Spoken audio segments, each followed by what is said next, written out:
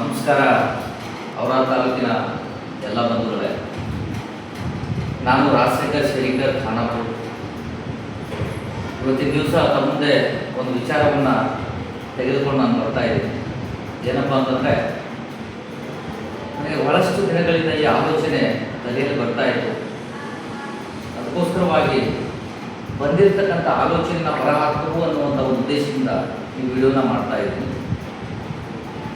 ನಾನು ಬಹಳಷ್ಟು ದಿನಗಳಿಂದ ವಿಚಾರ ಮಾಡ್ತಾ ಇದ್ದೆ. ಸುಮಾರು 3 ಎಲೆಕ್ಷನ್ಗಳು ಅವರ ತಾಲೂಕಿನಲ್ಲಿ, 3 ಎಲೆಕ್ಷನ್ಗಳು. ಒಂದು ರಾಜ್ಕುಮಾರ್ ಅಂತಕ್ಕಂಥವ್ರು ನಿಂತಿದ್ರು, ಆಮೇಲೆ ಮತ್ತೆ ವಿಜಯಕುಮಾರ್ ಕೋಡಾಳಿ ಅಣ್ಣವ್ರು ನಿಂತಿದ್ರು, ಜೊತೆಗೆ ಆಮೇಲೆ ಈ ಕೊನೆಯದಾಗಿರ್ತಕ್ಕಂಥ ಎಲೆಕ್ಷನ್ನ ಕಿಂಗ್ಶನ್ ರಾವ್ ಸಿಂಧಿ ಅವರು ಕೂಡ ನಿಂತು ಪರಾಜಿತರಾದರು. ಸುಮಾರು 3 ಪೀರಿಯಡ್ಗಳು MLA ಎಲೆಕ್ಷನ್ನ ಅವರಲ್ಲಿ ಪರಾಜಿತರಾಗುವಂಥ ಒಂದು ಸಂದರ್ಭವಿತ್ತು. ಆದರೆ ಈ 3 ಎಲೆಕ್ಷನ್ಗಳಲ್ಲಿ ಕಾಮನ್ ಆಗಿರ್ತಕ್ಕಂಥ ವಿಚಾರ ಏನಪ್ಪ ಅಂತಂದರೆ, ನಮ್ಮ ಡೈನಾಮಿಕ್ ಲೀಡರ್ ಆಗಿರ್ತಕ್ಕಂಥ ರಾಜ್ಕುಮಾರ್ ಹಲಬರ್ಗಿ ಅವರು ಅವರ ತಾಲೂಕಿನ ಬ್ಲಾಕ್ ಕಾಂಗ್ರೆಸ್ ಅಧ್ಯಕ್ಷರಾಗಿದ್ದರು. ಅದಕ್ಕೋಸ್ಕರವಾಗಿ ನನಗೇನು ವಿಚಾರ ಉಳಿಯಿತು ಅಂತಂದರೆ, ಸುಮಾರು 3 ಎಲೆಕ್ಷನ್ಗಳು ಅವರ ನೇತೃತ್ವದಲ್ಲಿ ನಾವು ನಮ್ಮ 60 ತಾಲೂಕಿನಲ್ಲಿ ಮಾಡಿದ್ದೀವಿ.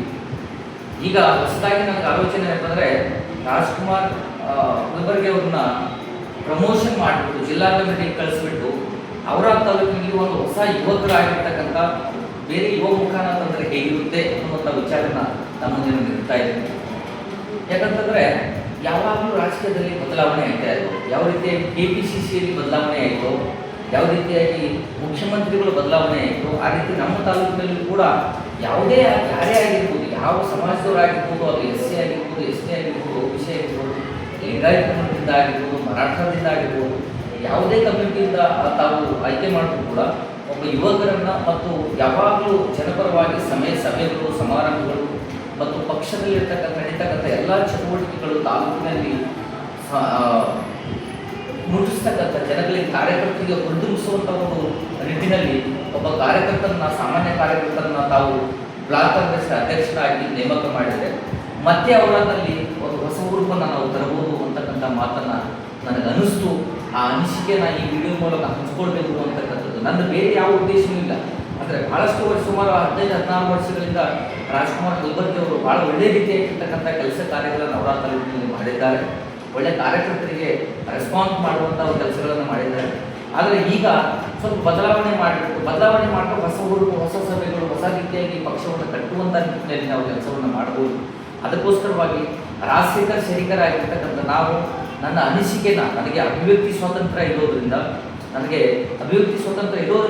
ಈ ಮಾತನ್ನು ಹೇಳ್ತಾ ಇದ್ದೀನಿ. ದಯವಿಟ್ಟು ಅವರ ತಾಲೂಕಿನ ಎಲ್ಲ ಜನರು ಇದರ ಬಗ್ಗೆ ಆಲೋಚನೆ ಮಾಡಬೇಕು, ಚರ್ಚೆ ಮಾಡಿಬಿಟ್ಟು ತಮಗೆ ಒಳ್ಳೆಯದನಿಸಿದರೆ ಅದನ್ನು ಸ್ವೀಕಾರ ಮಾಡಬೇಕು. ಇಲ್ಲಿದ್ರೆ ಪರವಾಗಿಲ್ಲ ಅಂತ ಯಾರು ಕೂಡ ಅಪಾರ್ಥ ಮಾಡಿಕೊಳ್ಳುವಂಥ ರೀತಿಯಲ್ಲಿ ನಾನು ಮಾತಾಡ್ತಾ ಇಲ್ಲ. ನಾನು ಹೇಳ್ತಕ್ಕಂಥದ್ದು ನಮ್ಮ ಮನಸ್ಸಲ್ಲಿ ಬಂದಿರತಕ್ಕಂಥ ಒಂದು ವಿಚಾರನ ತಮ್ಮೊಂದು ವ್ಯಕ್ತಪಡಿಸ್ತಾ ಇದ್ದೀನಿ.